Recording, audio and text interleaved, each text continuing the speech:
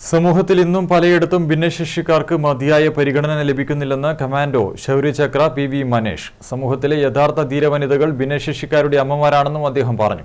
സംസ്ഥാന ബഡ്സ് കലോത്സവത്തിൽ മികച്ച വിജയം നേടിയ കണ്ണപുരം ചുണ്ട ബഡ്സ് സ്കൂളിലെ വിദ്യാർത്ഥികൾക്കുള്ള അനുമോദന ചടങ്ങ് ഉദ്ഘാടനം ചെയ്യുകയായിരുന്നു മനേഷ്. കഴിവുകൾ കൊണ്ട് വൈകല്യങ്ങളെ മറികടക്കുകയാണ് ഭിന്നശേഷി കുട്ടികളെന്ന് ശൗര്യചക്ര കമാൻഡോ പി.വി. മനേഷ്.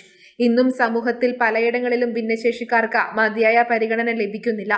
എല്ലാ വിഭാഗം ആളുകൾക്കും സമൂഹത്തിൽ ഒരുപോലെ പ്രാധാന്യം ലഭിക്കണമെന്നും അദ്ദേഹം പറഞ്ഞു. സംസ്ഥാന ബഡ്സ് സ്കൂൾ കലോത്സവത്തിൽ മികച്ച വിജയം നേടിയ കണ്ണപുരം ചുണ്ട ബഡ്സ് സ്കൂളിലെ വിദ്യാർത്ഥികൾക്കുള്ള അനുമോദന ചടങ്ങ് ഉദ്ഘാടനം ചെയ്യുകയായിരുന്നു മനീഷ്.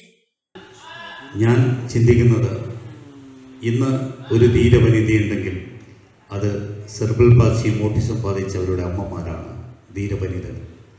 ഏറ്റവും കൂടുതൽ ആദരവ് ആർക്കാണ് കൊടുക്കേണ്ടതെന്ന് ആഗ്രഹിച്ചു കഴിഞ്ഞാൽ ഞാൻ പറയും ആ അമ്മമാരെയാണ് ആദരിക്കുന്നത്.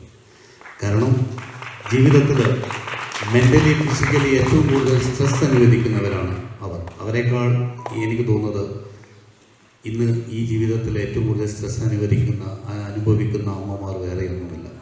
മികച്ച ഭിന്നശേഷി സർക്കാർ ജീവനക്കാരനുള്ള അവാർഡ് നേടിയ കൃഷ്ണമേനോൻ വനിതാ college assistant professor doctor K P. Nitish, buds school band സംഘത്തിന്റെ പരിശീലകൻ ദിനേശ് പുതിയടത്ത എന്നിവരെയും ചടങ്ങിൽ ആദരിച്ചു.